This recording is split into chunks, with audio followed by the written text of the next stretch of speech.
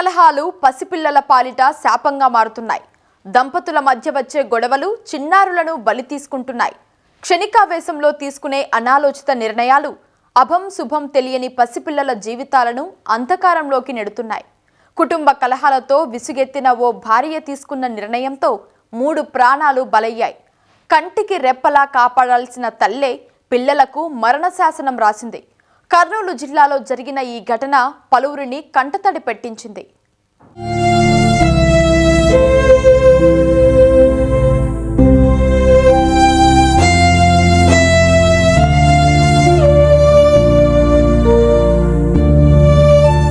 ఈ మధ్యకాలంలో కుటుంబ కలహాలతో బలవన్మరణాలకు పాల్పడుతున్న ఘటనలు ఎక్కువ అవుతున్నాయి. చిన్న చిన్న విషయాలకే పిల్లలను చంపి ఆత్మహత్య చేసుకుంటున్నారు. పిల్లల భవిష్యత్తు గురించి ఏమాత్రం ఆలోచించకుండా అనాలోచిత నిర్ణయాలు తీసుకుంటున్నారు. కర్నూలు జిల్లాలో భర్త అనుమానంతో వేధిస్తున్నాడని ఓ భార్య తన 2 పిల్లలను చెరువులోకి నెట్టేసి ఆపై తాను దూకి ఆత్మహత్య చేసుకుంది.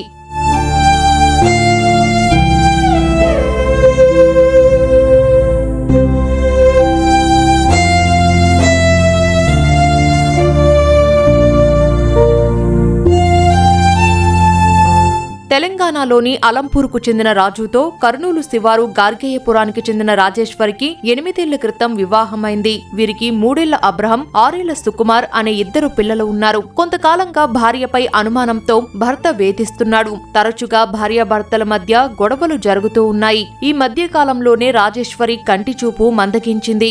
ఆసుపత్రికి తీసుకువెళ్లి వైద్యం చేయించాలని భర్తను కోరింది. దానికి భర్త ఒప్పుకోలేదు. దీంతో భర్తతో గొడవపడి పిల్లలను తీసుకొని పుట్టింటికి వెళ్లిపోయింది.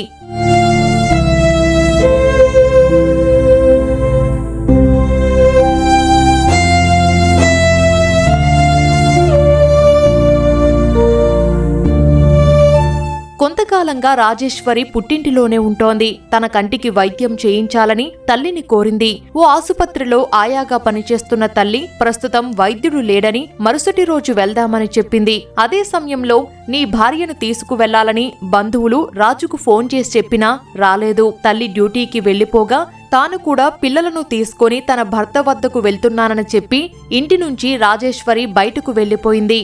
సాయంత్రం డ్యూటీ ముగించుకొని ఇంటికి తిరిగి వచ్చిన తల్లి నాగమణికి కుమార్తె మనమల్లు కనిపించలేదు. ఆందోళన చెందిన ఆమె రాజుకు ఫోన్ చేసింది. రాజేశ్వరి ఇంటికి రాలేదని రాజు సమాధానమిచ్చాడు. తమకు తెలిసిన వారికి బంధువులకు ఫోన్ చేసినా ప్రయోజనం లేకుండా పోయింది. బిడ్డను వెతుక్కుంటూ గార్గేయపురం చెరువు వైపు వెళ్లింది. అక్కడే తల్లి, పిల్లల చెప్పులు కనిపించాయి.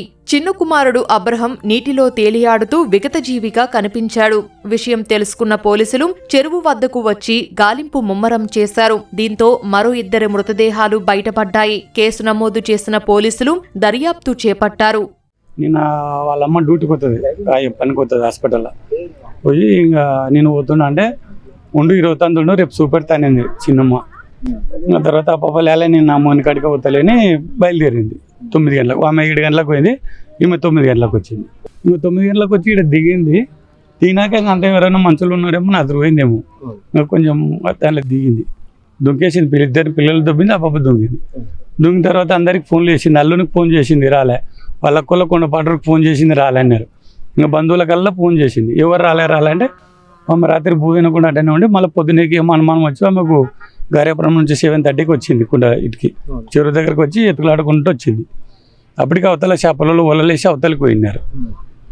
ఈమె చూసుకుంటే ఆ చిన్న పిల్లోడు అబ్రహ్మ అనే పిల్లోడు కనపడినాడు. ఆమెకు కనపడితేనంటే అనా ఇట పనిని వాళ్ళకి కూతేసింది. తెలుగు వాళ్ళకు వలలేసిన వాళ్ళకు వాళ్ళు వచ్చి ఇంకా 3 కనపడినారు. ఇంకా మాకు అందరికి ఫోన్ చేసింది, మేమందరం ఇటుకు వచ్చేస్తాం. కళ్ళల్లో నీళ్ళు వస్తున్నాయనే ఉద్దేశంతో డాక్టర్కి చూపించాలి అని భర్తతో అడిగితే, మీ మదర్ హాస్పిటల్లోనే పనిచేస్తుంది కదా, హాస్పిటల్ అడిగి చూపించుకోపో అని చెప్తాడు. ఇటుకు వచ్చిన తర్వాత వాళ్ళమ్మ డాక్టర్ లేరు, రేపు వస్తాము, మా సాటర్డే హాస్పిటల్కి పోదామని చెప్తే లేదు నా భర్త దగ్గరికి పోతానని చెప్పి వచ్చి అందరితో పాటు ఆత్మహత్య చేసుకున్నట్లు 9:30కి ఇంట్లో నుంచి బయలుదేరి వచ్చింది. ఈరోజు ఉదయం వాళ్ళ అమ్మకు డౌట్ వచ్చి చెరువు సైడు నడుచుకుంటూ వచ్చి చెక్ చేస్తే చెప్పులు బయట ఉన్నాయి, బాబు శవం కనపడింది. దాంతో యాజ్ పర్ ఇన్వెస్టిగేషన్లో భాగంగా వెళ్ళాము, కానీ బాడీని అంతా షిఫ్ట్ చేసాము, అయిపోయింది. పిఎం చేయిస్తాం ఓకే తర్వాత క్షణికావేశంలో తల్లి తీసుకున్న నిర్ణయంతో 3 నిండు ప్రాణాలు బలయ్యాయి.